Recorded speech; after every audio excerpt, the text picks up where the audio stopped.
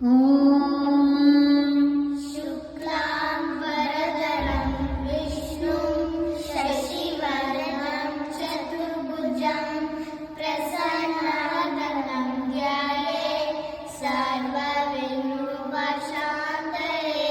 गुरुब्रह्मा गुरुविष्णु गुरुदेवो महेश्वरः गुरुसाक्षात् परब्रह्म तस्मै श्री गुरुवे नमः। कराग्रे वसते लक्ष्मी करमध्ये सरस्वती करमूले स्थिते गौरी प्रभाते करदर्शनम् समुद्र वसने देवी पर्वते स्तनमण्डिते विष्णुपत्नी नमस्तुभ्यं पादस्पर्श समस्वमे। गङ्गे च यमुने चैव गोदावरी सरस्वती नर्मदे सिन्धु कावेरी जलेऽस्मिन् सन्निधिं कुरु।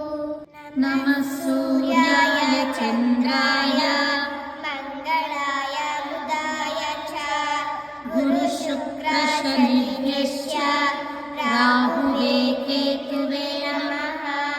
पूज्याय राघवेन्द्राय सत्यधर्मरथाय च भजतां कल्पवृक्षाय नमतां